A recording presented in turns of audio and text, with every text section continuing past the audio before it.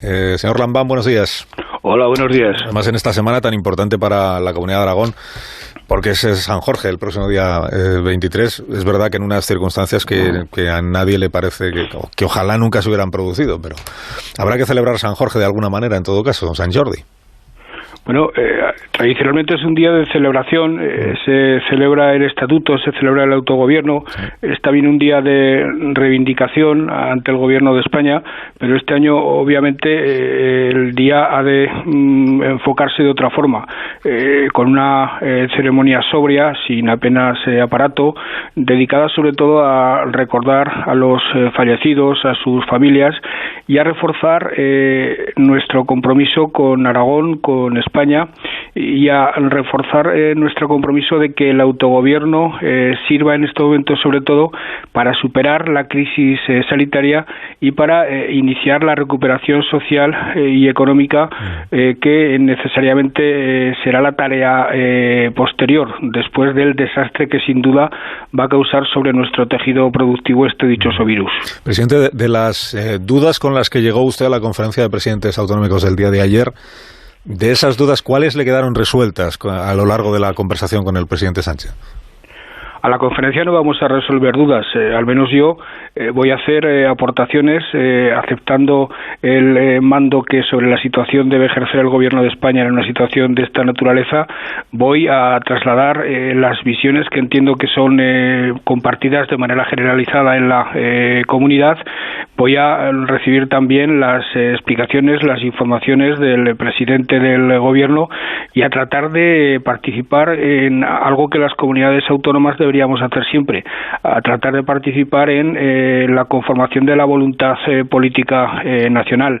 Ayer el presidente habló de algunos instrumentos financieros que va a poner a nuestra disposición, habló de algunos criterios para esa desescalada, que es como el Gobierno ha venido a llamar al proceso que viene a continuación, y nosotros, cada uno de nosotros, le aportamos nuestras visiones con el mayor sentido de la lealtad y de la responsabilidad posible. Entonces le traslado yo las dudas que tengo yo, a ver si usted me puede resolver alguna. Lo de los niños de la semana que viene, que en principio entrará en vigor el lunes. ¿Ustedes saben ya de qué niños, qué edades son las que van a poder salir a la calle? ¿En qué condiciones, durante cuánto tiempo? ¿Acompañados por quién? ¿Alejándose cuántos metros de su domicilio? ¿Todo eso está ya decidido o no? No, yo esto lo propuse, la salida controlada de los niños ya la propuse el 26 de marzo, creo recordar, y la propuse porque me parecía sensata y sobre todo porque yo veía que otros países de nuestro entorno, Francia sin ir más lejos, Italia, que era un poco el epicentro de la pandemia, que otros países la estaban aplicando sin ningún tipo de quebranto para el planteamiento sanitario y con mucho beneficio para los propios niños. Yo creo que en muchos casos deberíamos mirar a nuestro alrededor y seguramente hacer las cosas como las han hecho otros antes que nosotros sería la manera más sencilla de tomar nuestras propias decisiones. Pues en Alemania, por ejemplo, nunca han llegado a prohibir ni la salida de los niños, ni la salida de las personas, siempre que no vayan en más de dos, ni salir a correr, hacer ejercicio, ni visitar los parques. Todo eso aquí sí que ha estado restringido. Sí, las medidas aquí han sido más duras que en ningún sitio, pero, insisto, el resto de los países pueden ser una guía orientativa de cómo proceder nosotros ahora, que llega el momento de ir poco a poco relajando esa privación de libertad a la que gustosamente nos hemos sometido todos los ciudadanos. Está bien que hablemos de edades concretas, de número de personas, y desde luego está bien que cuando hablemos de desescalada y cuando hablemos de salir a la calle, lo hagamos de manera diferenciada, pero no por comunidades autónomas o por provincias, sino por núcleos, por zonas concretas dentro de cada provincia, dentro de cada comunidad, que por circunstancias demográficas, por circunstancias sanitarias o por circunstancias de su propia estructura económica pueden resultar más proclives a que la actividad se normalice sin que eso suponga ningún tipo de vuelta atrás en el tratamiento de la pandemia. Entonces entiendo que sobre los niños para el próximo lunes todavía no tienen ustedes las decisiones comunicadas o tomadas respecto de las edades, de las condiciones, todo eso está por decidir. Ayer no se habló por parte del presidente del gobierno de ninguna solución concreta, tampoco ningún presidente hizo ningún apunte preciso en ese sentido.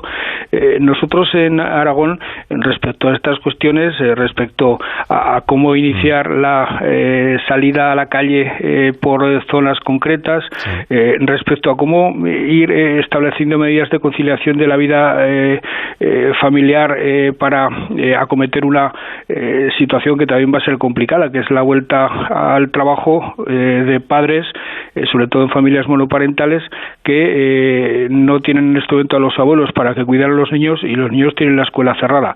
Sobre esas situaciones o sobre la propia salida de los niños a la calle, nosotros en Aragón, a través de comisiones entre los distintos departamentos del gobierno, vamos trabajando y al gobierno le vamos remitiendo las soluciones que entendemos más válidas, pero siempre desde un criterio de colaboración, siempre desde un criterio de cooperación y siempre desde un criterio de lealtad y de alineamiento con el gobierno, que es quien entendemos que debe tomar las decisiones y quien debe adoptar las medidas. Sí, sugería el presidente Sánchez en su discurso del sábado, y veo que está en sintonía con lo que usted me contaba hace un momento, que la unidad, digamos, de medida para ir aprobando el desconfinamiento gradual o progresivo, la unidad de medida no sería la comunidad autónoma, sino podrían ser los municipios o las comarcas, entiendo, con la dificultad de que al levantar el confinamiento en un municipio hay que asegurarse de que los vecinos no vayan a un municipio en el que permanezca el confinamiento, ¿no? Eso sería lo más complicado.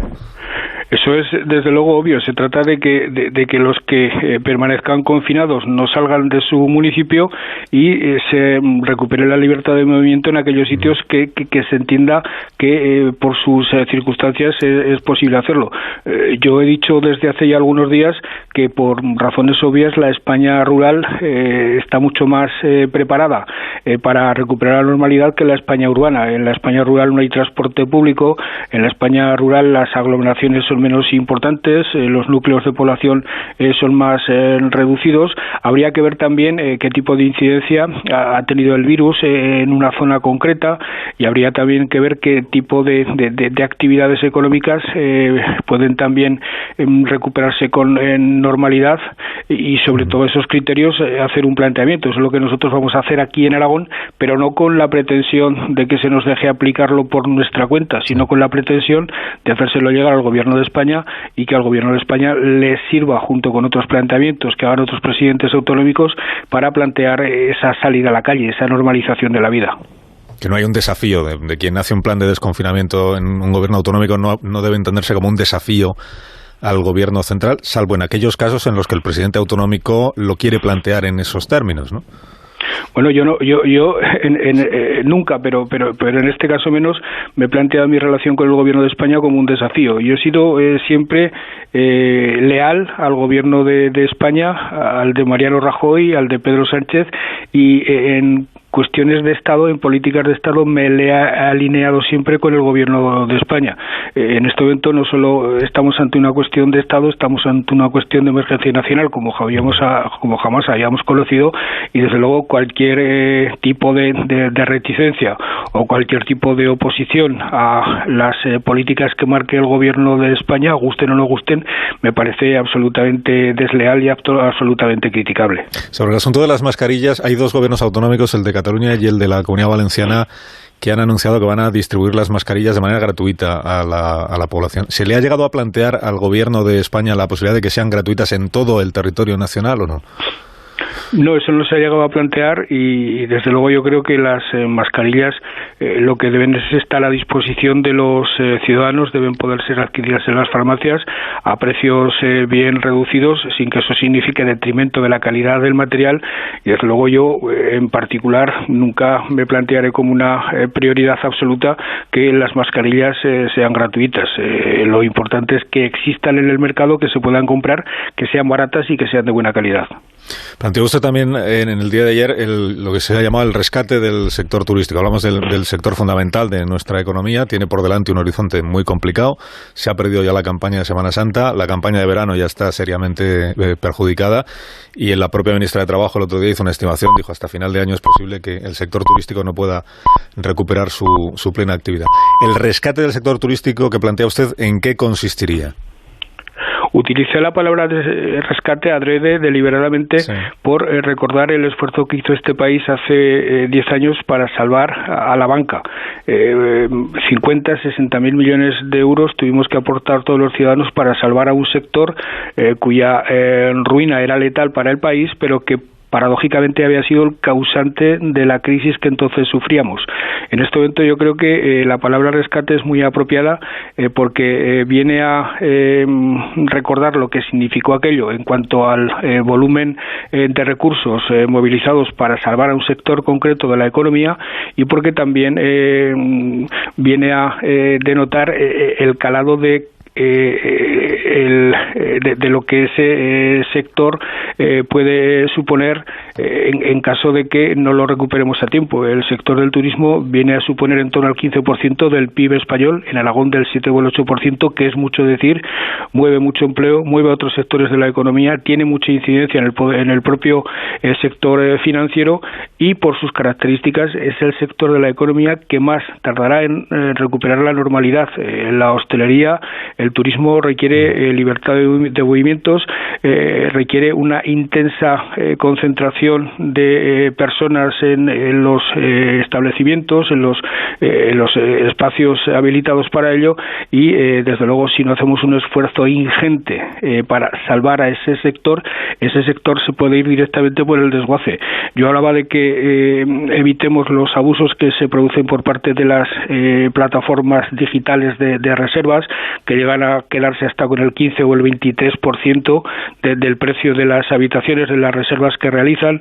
Yo hablaba de contemplar de manera especial los ERTEs del personal fijo discontinuo en este sector, pero sobre todo habrá que movilizar muchos recursos, tanto para facilitar la liquidez en estos meses en que el enfermo está en coma y necesita transfusiones de sangre, como leía al profesor Antón Costas esta mañana en una entrevista, y también inyecciones de dinero para que sobreviva. Si no, insisto, este país se puede ver resquebrajado por uno de los pilares que lo ha sostenido económicamente en las últimas décadas. Cuando planteó usted esta iniciativa ayer en la conferencia de presidentes autonómicos, ¿tuvo una buena acogida o tiene usted alguna percepción de si ha tenido una buena acogida entre los demás presidentes autonómicos y el gobierno de España? Entre los demás presidentes autonómicos y el gobierno de España no lo sé. Me imagino que comunidades autónomas como Canarias, sí, como Baleares, como Valencia, como las que están en el mar, ha de tenerla necesariamente, pero en general por todas las comunidades autónomas. El turismo interior es una modalidad de turismo cada vez más extendida, cada vez productora de más beneficios, de más empleo, y por tanto creo que no hay una sola comunidad autónoma en este país que pueda ser insensible a un planteamiento de esta naturaleza. Lo que sí le puedo decir es que aquí en Aragón el sector ha recibido esa propuesta con mucha esperanza, entre otras cosas porque fue el propio sector el que de alguna forma me indujo, me impulsó a plantearla. Presidente, hay una polémica en nuestro país en los últimos días respecto de cómo se están contabilizando los diagnosticados de coronavirus, los contagiados, las personas fallecidas, también las personas curadas, porque parece que hay criterios distintos entre algunas comunidades autónomas y el propio gobierno central. En Aragón, que es la comunidad que usted preside, ¿cómo se cuentan las personas que han fallecido, por ejemplo, en casa, por ejemplo, en residencias de ancianos, sin haber sido diagnosticadas previamente? ¿Esas personas en qué lista, en qué categoría aparecen? Nosotros desde el principio hemos adoptado el criterio por recomendación evidentemente del director general correspondiente, por recomendación de los técnicos sanitarios. Yo nunca adoptaría criterios por mi cuenta y riesgo en esta materia. Nosotros hemos contado siempre a las personas fallecidas con un criterio laxo. Digo laxo en el sentido de que, por ejemplo, en una residencia donde hubiera habido casos detectados de coronavirus, en una residencia de mayores, quiero decir, y fallezca una persona con síntomas más o menos achacables al coronavirus, problemas respiratorios y demás, aunque no haya tenido el test, nosotros la contamos como una persona fallecida por coronavirus. Es decir, incluso sospechosos de tener el virus los hemos contabilizado, porque creíamos que lo más importante era ser lo más transparentes posibles y no rehuir ningún tipo de dato, ningún tipo de cifras, es decir, no rehuir la realidad tal como se nos planteaba con toda la crudeza posible, porque aceptar la realidad con toda la crudeza posible creo que es la mejor manera de solucionarla en tanto en cuanto esa realidad es un problema serio. Ayer dijo García Paje, el presidente de Castilla-La Mancha, que hay algunas regiones o algunos gobiernos autonómicos que, como han hecho menos test a la población y han diagnosticado menos casos, por tanto, aunque existan, no han sido diagnosticados, que por eso están presentando números de contagiados más bajos que aquellas comunidades autónomas donde sí se han hecho mayores pruebas o mayor número de test. Le pregunto si en Aragón se están haciendo test y a quiénes se le están haciendo los test ahora mismo. Yo soy muy partidario de la teoría que ayer exponía el presidente de Galicia, el presidente Feijóo, que es un hombre con mucho criterio en muchas cuestiones, pero en esta de la sanidad en particular más todavía, en donde hablaba de que los verdaderos test válidos, los verdaderos test aceptables son los PCRs, los que no indicen a ningún tipo de equivocación y hechos de acuerdo con las prescripciones, de acuerdo con la dirección de los centros públicos. Nosotros nos hemos atenido a esa regla también. Nosotros hemos hecho test, evidentemente, a todas las personas que eran sospechosas de tener la enfermedad, de tener el virus. Hemos ido a las residencias cuando era necesario, pero yo me he fijado siempre en una cifra que puede parecer extemporánea respecto a las que se vienen haciendo normalmente en este país, y es el número de fallecidos por cada 100.000 habitantes. Esa es una cifra que no tiene trampa ni cartón, que no depende en absoluto de cuántas personas hay contagiadas o no, o cuántas personas se sabe que están contagiadas o no, y es una cifra bastante indicativa de por dónde va evolucionando la pandemia en cuanto a letalidad se refiere. En esa cifra, en esa manera de medir en concreto, el conjunto de nuestro país no presenta, digamos, unos resultados de los que estar muy orgullosos, porque creo que ahora mismo solo Bélgica está por delante de nosotros en número de fallecidos en proporción o en relación a la población que tenemos el resto de los países. Es verdad, como se dice siempre, que es una epidemia, una pandemia que está en evolución y que por tanto hay países que han empezado más tarde y nosotros empezamos antes. Pero digamos que en ese dato en concreto, alguna explicación o algunas explicaciones, algunas causas habrá que encontrarles en algún momento, ¿no?, a esa diferencia que tenemos respecto a otros países. Yo le he dado muchas vueltas a eso y no encuentro y no acabo de encontrar causas, porque igual que se pueden hacer comparaciones entre unos países y otros, se pueden hacer comparaciones entre unas comunidades autónomas y otras. Y desde luego yo no encuentro causas o no encuentro razones para explicar por qué las cifras son diferentes entre unas comunidades autónomas y otras, cuando en algunos casos estamos hablando de comunidades autónomas cuyos sistemas de salud en los rankings están situados en primerísimas posiciones. Es decir, y las decisiones se han tomado con igual previsión o con igual anticipación o más que en otras comunidades, y sin embargo sus cifras son peores. Yo a esto le doy algunas vueltas en el tiempo que tenemos en este momento para especular sobre las razones, para sacar conclusiones de las estadísticas. No he encontrado explicaciones, pero desde luego no es fácil explicar, no es fácil determinar por qué en unos países las cosas han evolucionado de otra forma u otra, simplemente extrapolando lo que ocurre en las propias comunidades autónomas de España. La última pregunta se la hace Anabel Díez. Anabel, adelante. Sí, hola, buenos días, presidente. Buenos días, Anabel. ¿Qué tal? Quería preguntarle sobre el clima de las reuniones, ya varias que han tenido con el presidente del Gobierno, las reuniones dominicales que tienen ustedes. Por parte del Partido Popular, de la Dirección Nacional, se acusa al Gobierno de mentir directamente, como vemos en la sesión de control y en las declaraciones de sus máximos dirigentes, de mentir, bueno, respecto a todo, pero fundamentalmente sobre el número de contagiados y de fallecidos.